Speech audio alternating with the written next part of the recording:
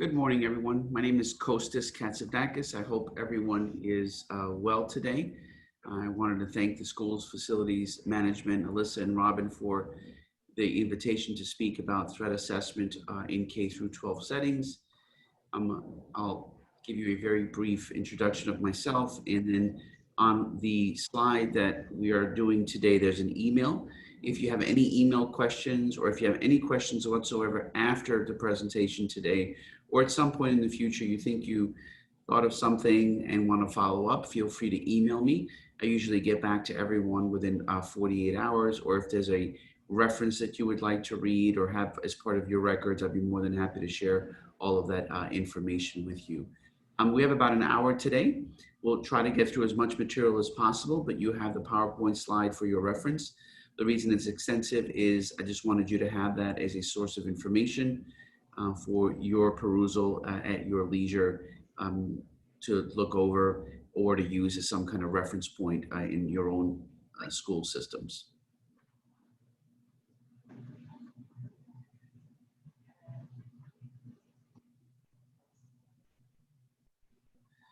Very briefly about myself, I'm a psychologist by trade, but unlike most psychologists, I don't see very many patients in my office here in New York City. Most of what I do is in the forensic and threat assessment world, which is about 75% of my role as a psychologist. I work with law enforcement. I work with a variety of different governmental agencies from the forensic side in terms of being retained by prosecutors and defense for crimes committed by both juveniles and adults. And then the threat side, I'm retained by organizations such as schools, hospitals, campus settings, a variety of different places where threat occurs, including in the workplace. The forensic work is usually an event has already occurred and they're trying to get an understanding of why it's happened. The threat work that I do is more preventive in nature. The goal is, of course, to prevent from an actual threat from occurring, and I've been doing that for about 25 years, beginning in 1996 or 24. It wasn't called threat assessment back then. It had different terms, and the field of threat assessment and risk assessment have evolved quite nicely in the last, I would say, 20 years. More risk assessment than threat, and I'll try to differentiate the two for you. Again, that's my email. I'm more than happy to take any of your emails after the presentation if you have a question about the material. It's very important to keep in mind for the K-12 settings, there's no such thing as a profile of a school attacker. There are some demographic characteristics that are consistent across the data that we have for the last 30 to 40 years, but there's no profile. It's not as if a child has these 3 or 4 behavioral characteristics that he is likely to carry out an attack. So it's very important to keep in mind. This is a note a 16-year-old left for a teacher. He was 16 years old when he left this note. "I will hunt you down and put a hole in your head with explosives. You hear me, power to the shampoo. Rest in peace, you must die." The teacher's response was, "I'm concerned." This occurred in 1998. It took 1 year before Columbine, which is in 1999. It's kind of an example of how sometimes at K-12 settings, a lot of different individuals have information about a student of concern, but they don't share it. In part, it's not shared because the teacher may be concerned how the student is going to act. This is actually an effect called a silo effect. Silo effect is essentially everyone has a little bit of information and no one shares it with each other for a variety of different reasons, either institutional, organizational, or personal. This young man proceeded subsequent to this note, and among other notes he gave to his teacher.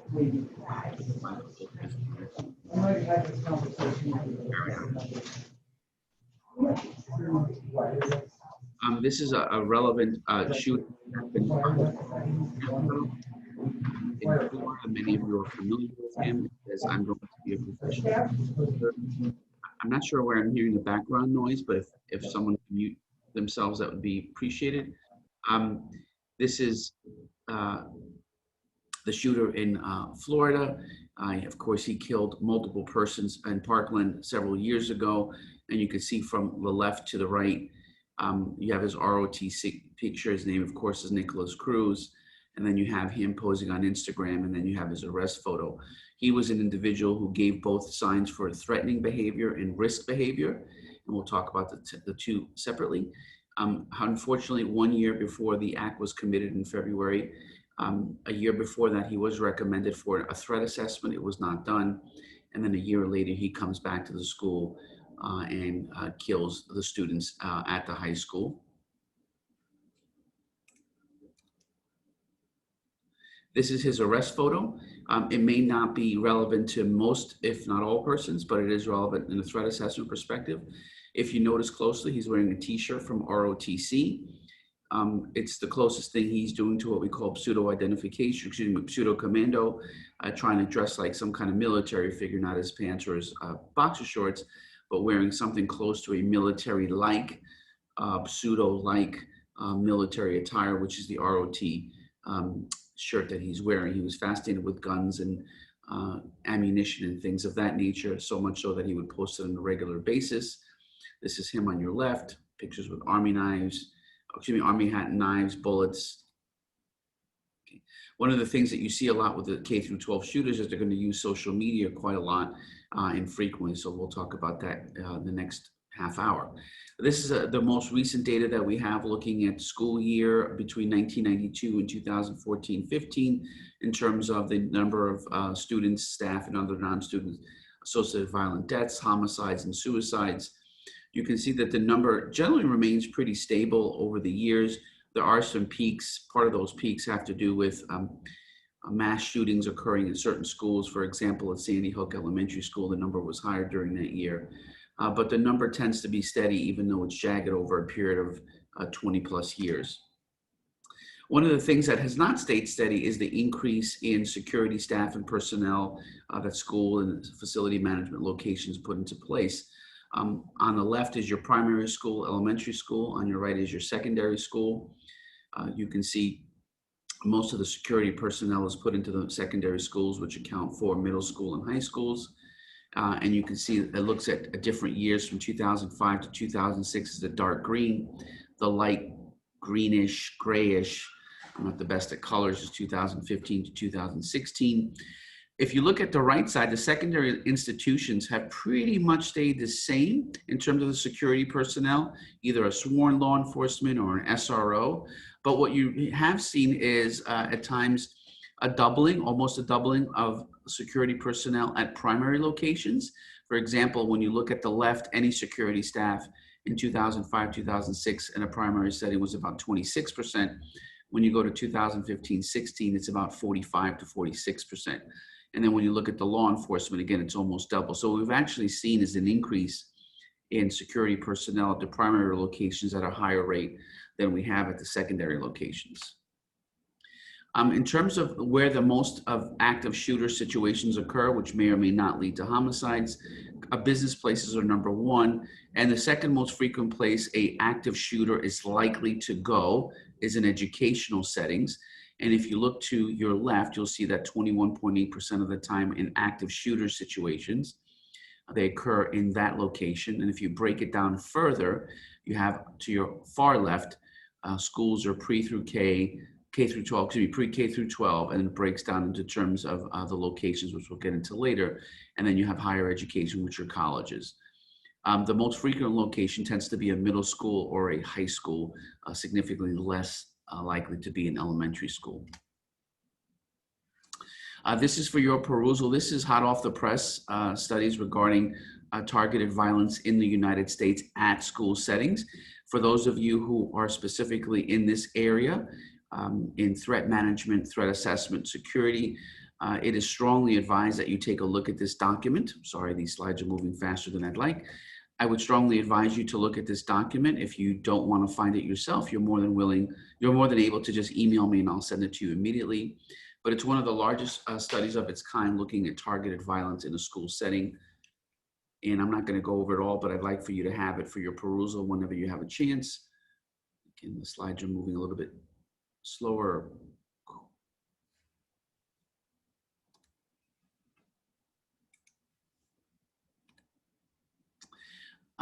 This breaks down from this particular study the location. High school is the most frequent, and then you have middle school and elementary school is the least frequent of all three. This is an important one with regard to implementation of safety protocol and safety procedures. You could see that about 45% of the attacks are occurring in less than 1 minute. And when you combine, let's say, less than 5 minutes from beginning to end of the attack, you could see you add up 15%, 24, and 44. And you can see the vast proportion, 75, 80%, give or take, the error rate are occurring in a less than 5-minute time frame. And even when there are school personnel there or law enforcement there, they often don't have the time to respond. Another thing that we're seeing in the K-12 settings when they do occur is that the personnel is present, the law enforcement personnel is present. Unfortunately, they're not armed the same way the shooter is, so they don't have the same what we call tactical response. And they have very, very little time to act, especially if the school is very large and there's 1 or 2 persons in the location. I'm going to discuss threat versus risk assessment. Threat assessment is the definition here by an author named Jessica Goodrum. She writes a lot about this at school settings. Again, if you'd like to read the article, it's not too scientific, but it's really made for school settings. A threat assessment process seeks to evaluate the likelihood a person will perpetrate targeted violence. Threat assessment really is the focus on targeted violence, where a student is picking on or selecting a target, such as a person or a group in a school or a teacher or the administration. So it's targeted to one specific group. It's not generally seen as general violence toward anything or anyone, which is more of a risk assessment. Okay. And then in a threat assessment, what we do in K-12 settings is we identify the person of interest and the target of interest to kind of develop a safety plan around the subject to get them off the pathway. And then, of course, make sure that the target themselves are safe and they don't also engage in behavior that potentially increases the likelihood of an act being carried out. One of the things that's very important to keep in mind when you're doing a threat assessment is that an intervention by a school or an intervention by the security staff or the personnel or the team can actually have an impact on the level of threat. Hopefully the intervention will decrease the level of threat, but it is possible that the intervention may actually increase the level of threat and make it more likely that the person carries something out. A risk assessment has been around for a number of years, and this is for both general and specific violence. It could be intimate partner violence, stalking, dating, but it's not so much looking at targeted violence where the person is fixated on one particular group. For those of you in for all of you in K-12 settings, when you're working with a counselor or a psychologist at a school, there are plenty of instruments that are available that are scientifically valid and reliable that a counselor or mental health practitioner can use to identify risk. We don't have those same tools in the threat assessment in K-12 settings. I'll repeat that. In risk assessment settings, or risk assessment situations, apologies, there are 2 to 3 tools that can be used to assess general and specific levels of risk in both elementary, middle, and high school. We don't have the same instruments for threat assessment. So risk assessment is a bit more advanced than threat assessment. Sometimes they're confused to be the same thing and they're not. And often what I hear when I go through these settings is that, you know, John is not a risk. He didn't mean what he said. We shouldn't be taking it seriously. He's never hurt a fly. His level of threat is not the case. So you want to kind of differentiate between the two. Threat assessment, as I just said, looks at targeted violence. The person may or may not have any history of violence. Sometimes when a shooting has occurred in a school, we'll look at the shooter afterward, what we call post-mortem, and see, wow, he never hurt a fly or she never hurt a fly. And then what made them carry that out? In a threat case, that person may or may not have any history of violence. And just the utterance of a threat doesn't mean that they're going to carry it out. But in threat assessment, we really don't focus on prior history of negative behavior, bad behavior. We're really looking at what is the behavior the person is exhibiting today, now, and how is that behavior likely going to lead that person to carry out whatever they're threatening. Not just what they're saying, but whatever they're threatening. Differences between threat assessment and risk assessment. Threat assessment is operational. It occurs within the environment. It's usually looking at behavior that's changing on a daily or rapid basis. For example, when we have a high-level threat in the K-12 settings, we're usually doing a reevaluation every 24 to 48 hours to see any new material that has been discovered about the subject, the teenager, that increases or decreases their level of threat. Okay. Idiographic means we're really doing a behavioral profile of the student, looking at individual factors, social factors, family factors that increase the likelihood that they're going to carry out a threat. Again, threat cases that are carried out successfully are very low, so they're infrequent events. So we're trying, again, to do the best we can to estimate probabilities. We're risk managing, we're not making any prediction. And with threat assessment, we're really doing what we call predatory violence, something that the teenager has planned, has thought out, has had a grievance, has practiced, and has kind of collected, for example, the ammunition or the tools to carry out some kind of violent act. And it's usually urgent, meaning when I get a call from a school or 11th grade high school, a student for an 11th grade or in high school, I usually am not told, we have 3 years or 2 years or 2 months or 3 weeks to figure this out. It's some kind of high level situation, and we want to intervene as quickly as possible. Okay. Threat assessment relies on intelligence gathering. It uses multiple people on the threat assessment team, and I'll talk about that later. It's dynamic, it's constantly changing, and again, we're not only identifying any kind of history, which we're going to kind of minimize, but we're really looking at what the specific behavior is, not just what they said, not that they said they're going to threaten to kill everybody or hurt somebody, but what's the specific behavior that they're posing, gathered from them, gathered from their friends, gathered from their teachers, gathered from the staff, and gathered from social media and computer material to indicate that they're likely to carry something else out. The last person or the last thing we're going to rely on solely is a student, because most of the time when you interview a student and you ask them, hey, you said X, Y, or Z, what did you mean? They usually are going to say, I didn't mean it. You took it out of context. Or the parents may say, hey, why are you picking on my kid? He doesn't mean these things. She doesn't mean these things. They're just a teenager, and they're not serious. I remember one young lady who she was about 13 years old, and she blew up a balloon, She blew up a balloon, and then she, in Sharpie, put the name of a boy on the balloon and drew his face and went and retrieved her father's handgun from his closet and took essentially a selfie of her holding the balloon with the fellow's name on it. His name was John, hypothetically, and then pointing the gun at the balloon. And then she took the selfie and then she sent it to him. He received it. He showed it to his parents. They were very concerned. Police got involved. I got called. And when we went to the home of this young lady, the parents' reaction was less than optimal. Not negative, but less than optimal, and really just externalizing and saying it just had to do with that she's got the iPad or some electronic device. And we blew it out of context, and she didn't mean any of those things. We later found out that there was a backstory which was relevant to the gun pointing at the balloon with the fellow's name. Right? What's the behavior that she's showing that would indicate a potential carrying out of the threat? Okay. We don't predict with threat assessment models. Again, we're estimating probabilities. And the idea with a threat model versus a risk model is that we believe that the violence is targeted toward a specific group, a specific person, a specific organization within the school. It's planned, it's well thought out, versus expressive or reactive violence, which most kids and adults do, but it's more planned and predatory. And it usually, with children, it begins with a grievance. The grievance can be quite distinct, quite varied. It could be being slighted, disrespected, feeling left out. It could be a political grievance. It could be a variety of different reasons, but it starts usually with a grievance, and that grievance eventually leads to planning, ideation, acquisition, implementation. We want to know where they are on that pathway.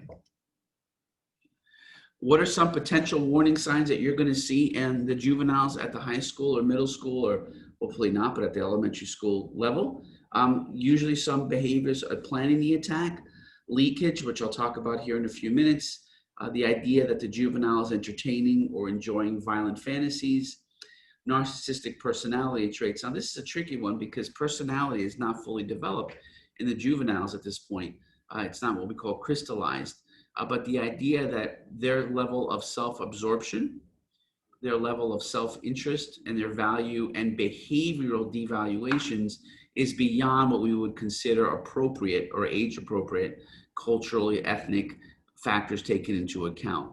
So it's beyond what we can, juveniles are invested in themselves, their selfies, how they appear, how they look, but this would be beyond the level of age appropriateness, and their level of devaluing others, let's say their parents or friends, is beyond what we would consider age appropriate. The idea of experiencing rejection and voicing that in writings, that's something that we also look for, and the negative school climate. One of the things that the literature has told us and the science has told us over the years, that when you have a school environment that either does not address violent and or aggressive behavior, that seems to kind of give a portion of a green light to some of these individuals carrying out these attacks. I don't know why I hope you can see that. The pathway to violence begins with a grievance. I just talked about that. It then leads to the violent ideation, which is the idea that I can solve my grievance violently. And then it goes to research planning, pre-attack, probing, and attack. Usually you're not going to notice a student very much when they're having their grievance or violent ideation. At this point, they may be sharing this with friends, which you will interview at the school. Some of them may be unwilling to talk, but most juveniles are, depending on, contingent upon how you approach them. Usually they're going to come to your school's attention where they're researching, planning, and pre-attacking and probing.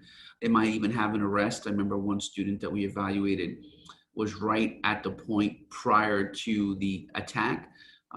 The day before he attacked, he had brought a loaded handgun to school. It was his second suspension, second felony arrest. So he was ready to attack. Obviously, at that stage, we can intervene and engage the family and the legal system to perhaps, let's say, get a warrant to search the home. But usually at grievance or ideation stage, you're not noticing them yet unless the student is posting material on social media, both platforms that are available to you or platforms that may be hidden or disguised or encrypted. Usually they're going to come to your attention when they're researching, planning, pre-attacking, and probing.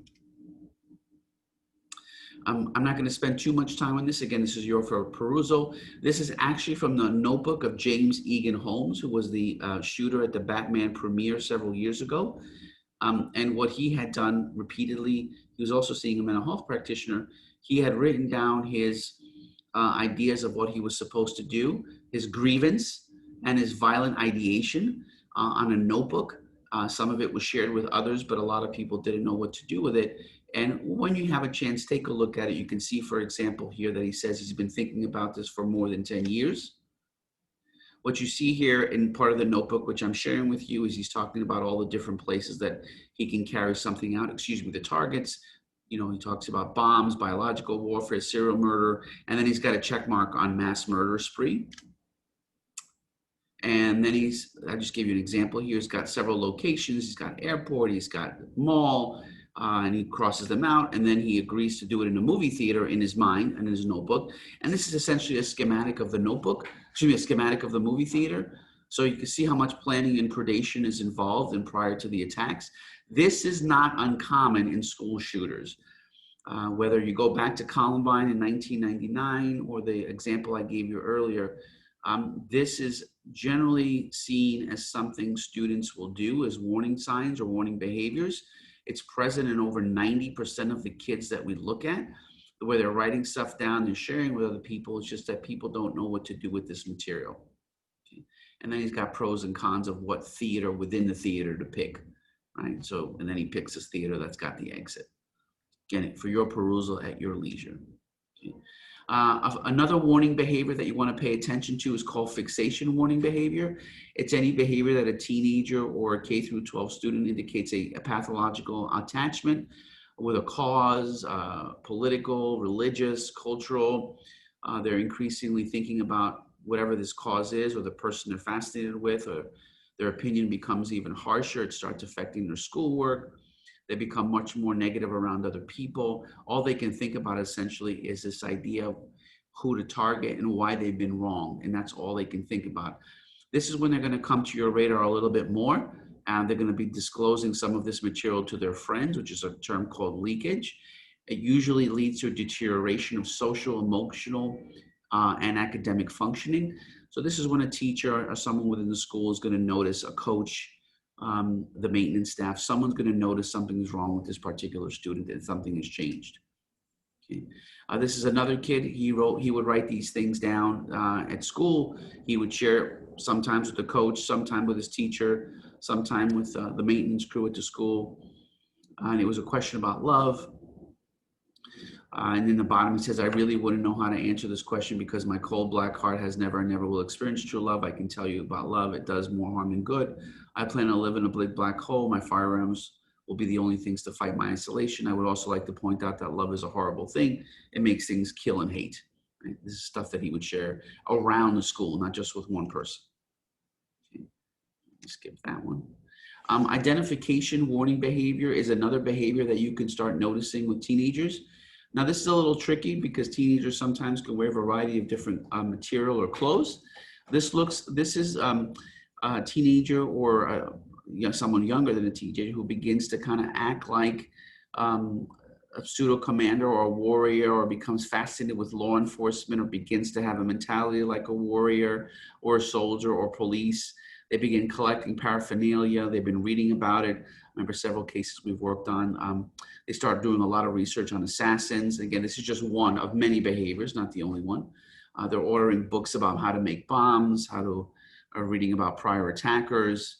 They may start dressing like the individual, where this is to the degree or the extent that it's beyond age appropriate, and it starts interfering with their social, emotional, academic, and family functioning.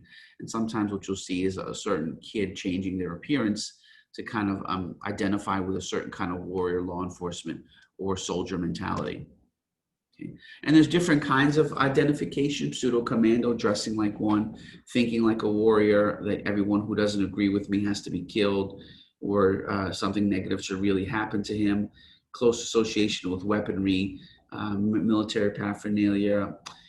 With school shooters, one of the most frequent topics that we see searched on their computer post-attack, when we do a post-mortem analysis, is that they've been doing a lot of research on Eric Harrison, Tilling Klebold, the Columbine shooters from 1999. That still remains one of the seminal events in school shootings. And I think the best book, if you ever do want to read about them, is called Columbine by David Cullen, Cullen. So there's different ways of identification. This is a teenager in Texas about a year ago prior to his attack. These are some of the things that were on his jacket that he put on and posted on social media. Okay.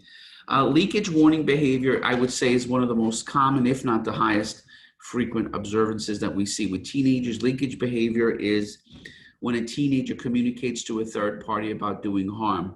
Usually the third party is a friend or a family member. Most likely it's going to be a friend. Nowadays, most of the leakage warning behavior is occurring online. Many of you are probably familiar with Facebook or Instagram, but there are a lot of other encrypted systems that teenagers will communicate through. All of you probably have heard, or most of you probably heard TikTok, but there's others as well. But this is when a teenager, someone at the school, starts telling information about what they're planning to a third person. It's either going to be a friend, more often than not, or it's going to be on social media in some form. And the numbers here are pretty, they're higher than what you're about to see. That leakage, how often does it occur? Some of the early studies, it said about 58%. The FBI studies, again, they're about 6 or 7 years old, have it at 56%. So it happens at least in over 50% of these kids in these studies. Now, most individuals, students, friends of this particular subject of interest don't want to talk about it. They're hesitant because they're afraid of getting in trouble, or they're afraid of being injured by the individual. So that's something that you as an organization kind of have to develop a tactic about how to approach them. And you don't interview third parties by saying, hey, I heard that Michael has said he's going to shoot everyone up, that directly, but there's ways to introduce a discussion where you can have a friend or someone kind of essentially give you that information or provide that information. A lot of different interventions to use in that manner. This is a very recent study looking at leakage, and I'm not going to give you all of the background, but it looked at how often students in a K-12 setting were talking to friends, law enforcement, and whether law enforcement took that information and followed up. And you can see here over the most recent studies, that's why I said the older ones, I think the numbers are less than they are now. About 87% of the students who carried out these attacks, had leaked some of their intent to third party. About 80% were very specific in committing a mass murder. 80% of the times that information was passed on to law enforcement. And then about 80% of the times the kids who carried out the mass attacks were able to secure the weapons legally. They were not illegally done. Unfortunately, I left one out there, but you see the fourth bullet concerning interest in homicide. Only 47% of the people who were told about their intent to do something like this or commit a mass murder went to speak to police or security at the school. 53% or so, and the number's off by 1 or 2, but about 53% actually held it to themselves. So we still see that most individuals, or over 50% of the individuals who were told this information, tend to kind of hold it on to themselves. And these are just some reasons why people report to law enforcement.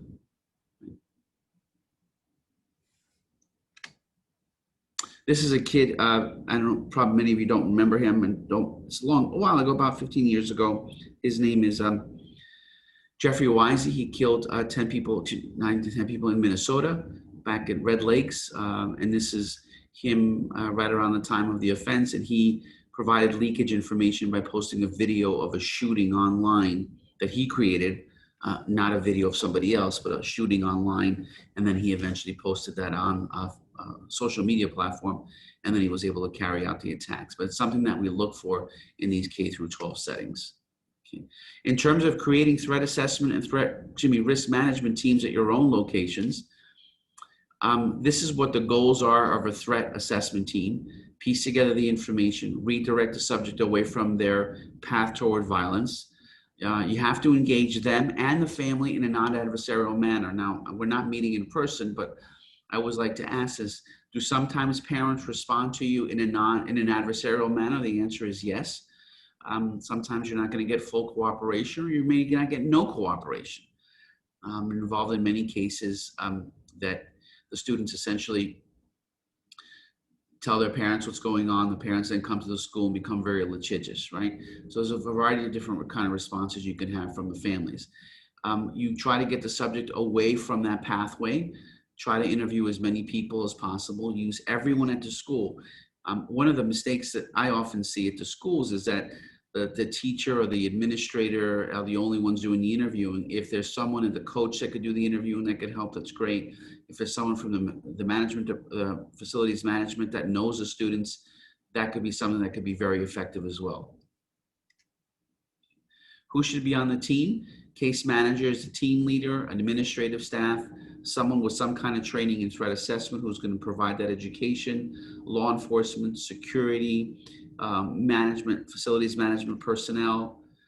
If you have a case of a student who is a high threat and the school cannot manage it, you want to have a list of people in the community where you essentially refer to do that threat assessment.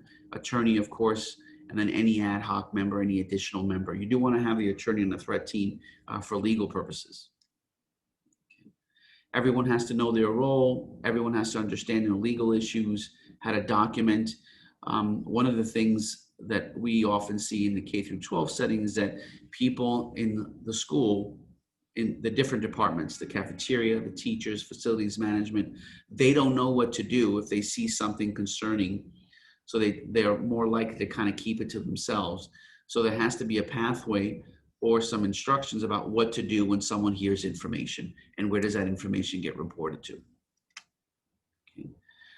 There could be resistance to having a threat team. One is financial, it costs too much. 2 is we don't have the staff.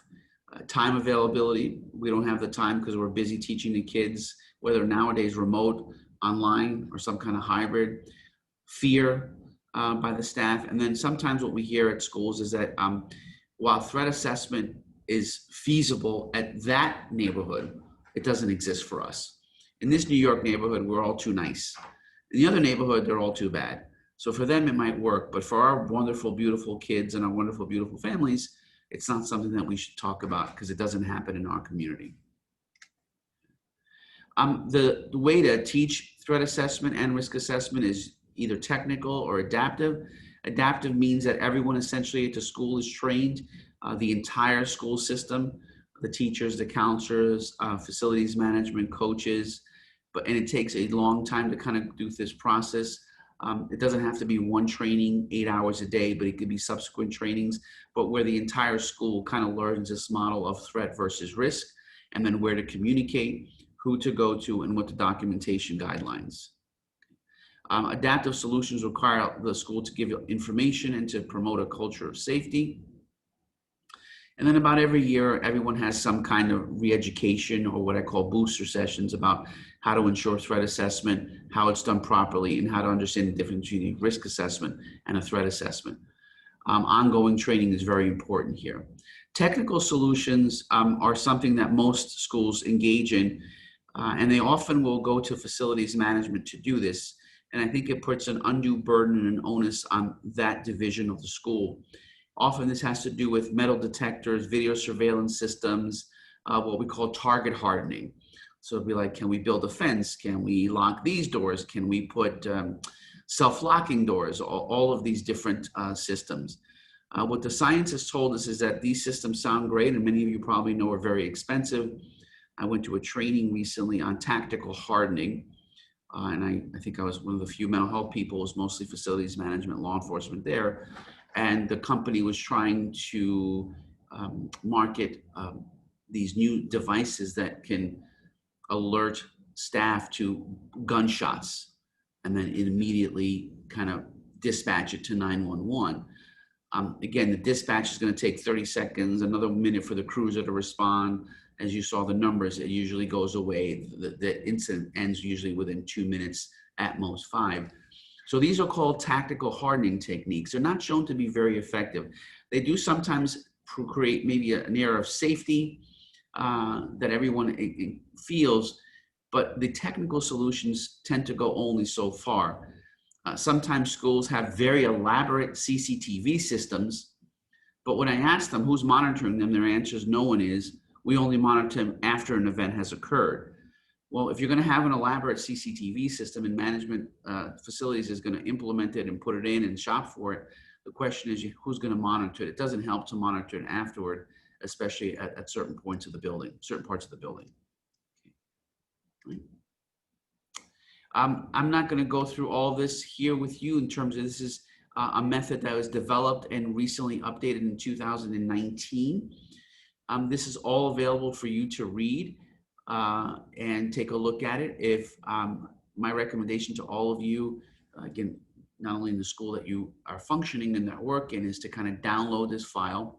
If you don't want to download it, you can email me and I'll send it to you. It's free of charge. I don't make any money off of sending it to you. But these are recommendations that were recently updated in the summer of 2019. And they're very, very specific in terms of implementing a threat and risk program at the school. And the nice thing about this document that I'm going to quote very briefly here is that they also have examples of forms. So you don't have to recreate forms in the facility itself. And this was the first one, and this was updated in 2019. And this is a very detailed Secret Service, non-mental health kind of based evaluation and summary of preventing school shootings and school violence from occurring, and gives essentially a detailed step-by-step model of how to have one of these systems at the school. This tells you, again, there's no attacker. Most of them are male. Most of the weapons are taken from home. Most attackers had experienced psychological, behavioral, developmental problems. About 50% of the attackers had interest in violent topics, and all of them experienced some stressors with their peers and or romantic partners. Okay. Again, this is about a year ago, about a year and 2 months ago. Okay. And my favorite finding of all is that all attackers exhibited concerning behaviors, meaning at some point during the last 12 to 24 months, this student was on the radar at the school Sometimes more than one individual was concerned about the student, but they weren't communicating with each other.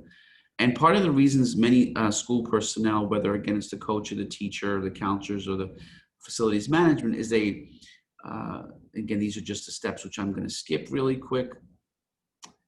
A lot of staff are very concerned with FERPA, which is the Federal Education Act that protects child's records. A lot of individuals within a school setting will say that I really can't disclose anything because it violates the privacy of the student. Now, FERPA does protect does protect academic records, but only up to a point.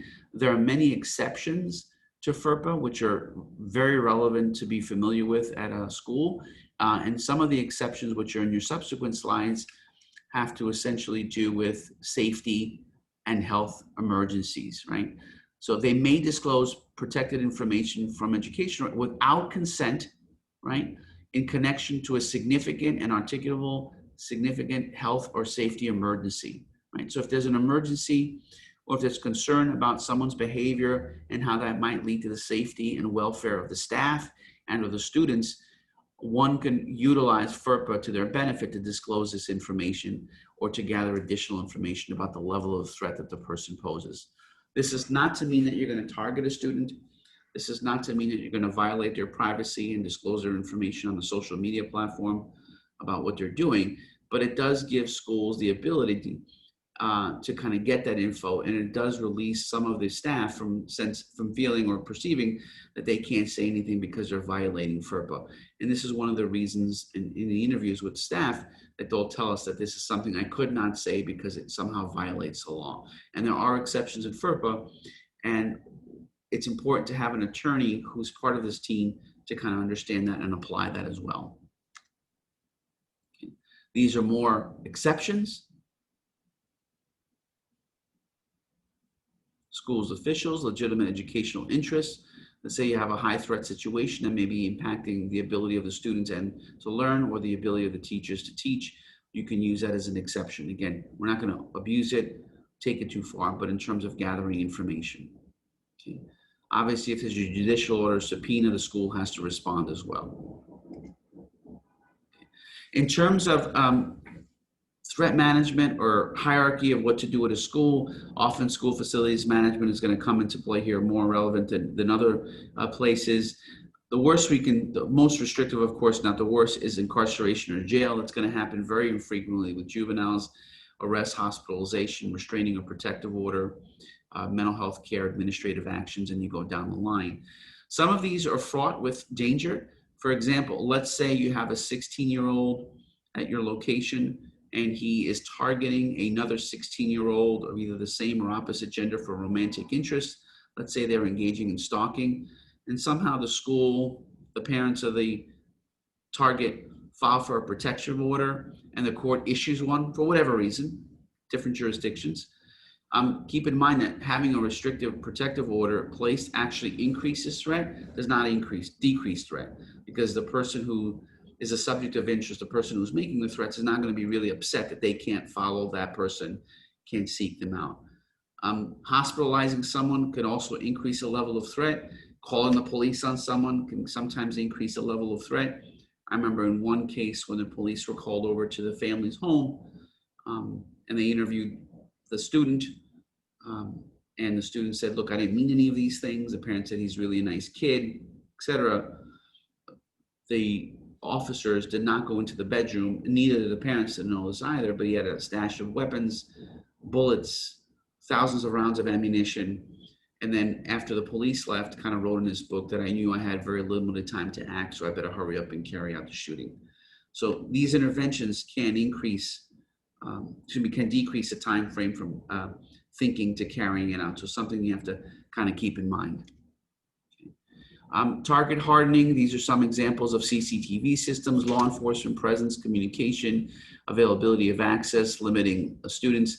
Nowadays, obviously with COVID in the schools that are meeting versus fully online, there's personnel throughout the school, outside or inside with the temperature. They're restricting strangers from coming into the building, which I think increases the level of security within the building. But again, CCTV systems, for example, if you're going to have them in your building and the administration asks you as facilities manager to look into them, the question is who's going to monitor them. Law enforcement could be an SRO, ex-law enforcement, private firms as well. Skip that one. Post-Columbine, we've done a lot of work in looking at whether or not these techniques, target hardening techniques, active shooter drills, are working, not much working. If you jump to the bottom there, you could see that active shooter drills in 2015 to 2016, there was about 92% of schools nationwide are engaging in them. And then you go emergency preparedness drills, it's about 95%. You can see from 1999, obviously the technology has increased and gotten better. About 20% of schools had them. Now we're up to about 81%, but again, they're not very useful if no one's monitoring them. Many of you probably are involved in organizing, leading active shooter drills. The drills have pluses and minuses. One is they do kind of create some sense of preparedness for the students and the staff. On the minus side, we do know that in emergencies, people tend not to remember these things. We've seen it repeatedly in situations where a school where mass shooting has occurred has had multiple drills, but they're not carried out essentially successfully when the shooter is in the building. One of the best studies of its kind looking at post-security after Columbine, which is 1999, that there's very little research to support the use of these tactics alone in the effectiveness of preventing school shootings. What's most effective is when you have what we call the technical solutions, some of the target hardening ones you have here, and then the adaptive solutions where there's education and training provided to the staff about how to identify students of concern, how to communicate to the administration, how to work collaboratively as a threat and or risk team, and how to get the child off that path. But generally the techniques in and of themselves don't tend to be very effective. They may increase a sense of perceived security that the students and or family feel, and the staff, of course, but they don't actually yield positive results. Okay. And these are just more studies in that area. Armed police is another hot topic, which I don't really want to debate here, and I tend to avoid those discussions. It's more of, is it something financially, fiscally feasible for the school? You may be asked those kinds of questions, and what are the pluses and minuses? They tend not to be deterrents. And again, they are financially costly. Safety drills, same thing. Many of you are familiar with some of these and probably have been asked to either part teach them or to look at which ones to utilize. The results are mixed. Yes, do they teach the children what to do in an emergency? But think of what happens to most, if not all people in an emergency. Let's leave the kids aside. As an adult, if you're in an emergency, what's going to happen automatically is your autonomic nervous system is going to kick in, your anxiety levels will skyrocket, your pulse is going to increase, your heart rate is going to increase, you're going to start sweating, and a lot of the things you thought you were well prepared for kind of go out the window, in part because we put horse blinders on, right? We don't think very well in emergencies unless we've had so much training, we've taught our bodies to kind of settle down in emergencies. Most of us are not built that way. Children are not built that way, especially teenagers, where there's a lot of different biological systems still underdeveloped, and to have them think through things in an emergency, as these programs teach, generally don't work very well. I know in several cases we've been involved in where they've been trained, for example, to don't leave the classroom, turn off your cell phones, go to a certain place in the room, where the kids in that emergency are calling their mom or dad to tell them, you know, how they're doing, or and they can't reach them, and they forget to turn the phone off and put it on silent, and then that alerts the shooter to that location, and the shooter goes to that location. So again, a lot of these things I think are useful, but they often are put aside in an emergency. Okay, let me stop here and take questions for the last 9 minutes, if you have any.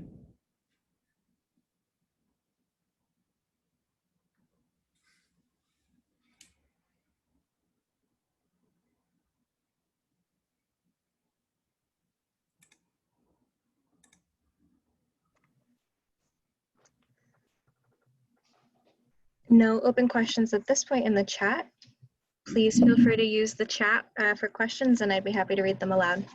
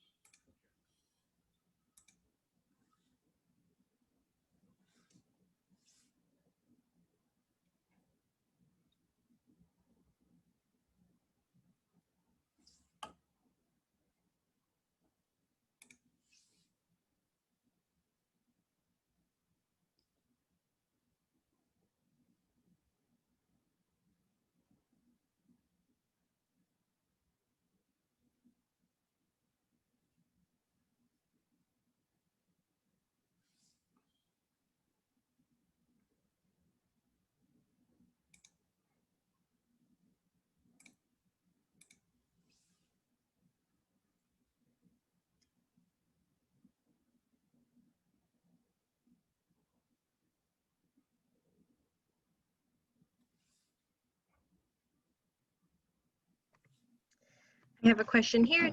Do you anticipate an increase in incidents as a result of COVID? What we're seeing is not so much an increase in incidents, but what we are seeing is an increase in juveniles exhibiting more extremist beliefs and beginning to affiliate with more extremist groups. So we are seeing an increase in those kinds of, in those ways, or juveniles becoming affiliated with more of the extremist groups. That may lead to further behavior in the future or problematic behavior. But that's where we're seeing the increase in the extremist beliefs, extremist ideologies, and the paranoid ideas as well. Not delusions, but the paranoid ideas.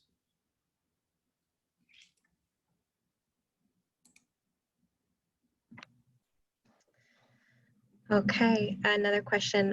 Do you see protests for Black Lives Matter or other situations affecting schools? If so, how should schools prepare? Limiting clothing, talking with students and staff, etc. In terms of the BLM movement or many of these movements, again, what we're seeing is, regardless of the affiliation, kind of more extremist belief, which tend not to be a good sign for the ability to collaborate.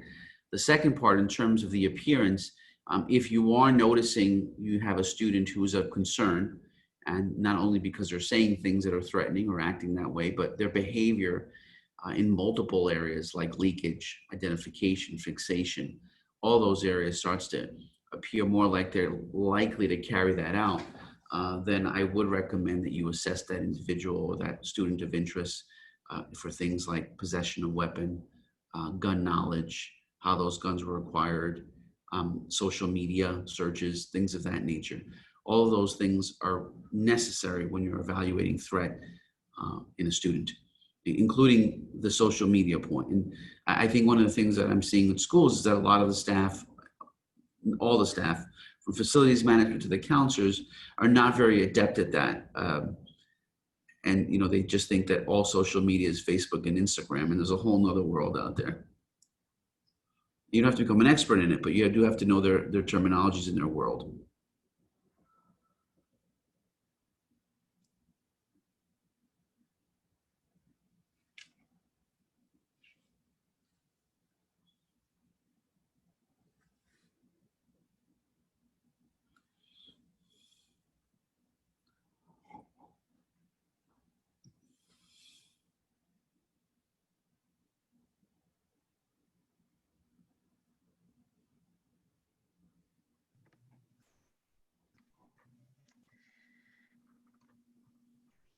Okay. And this is virtual.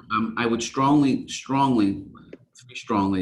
recommend that you either download, or you're more than welcome to email me the Secret Service findings from last summer. They're very important, up to date, very accurate on the demographics, the data, as well as the implementation of these systems school-wide, not just the counselors and the administrators, of how to implement an effective team. That's, you know, sometimes I don't see that at the schools, and it's free. You don't have to buy it or anything like that. You don't have to spend any money, which is important as well. But it's relevant because it's so comprehensive, it's so detailed, and it provides a blueprint, and it involves the entire school system, not just the administrative staff.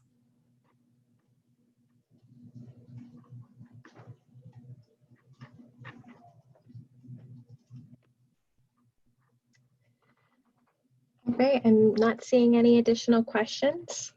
Thank you so much, Kostas. Thank you, Alyssa. Next up for our attendees is our keynote speaker, Melina Valentine. I hope you will join us there. Thank you, Dr. Bye, everybody. Kostas. Be safe. Thank you so much.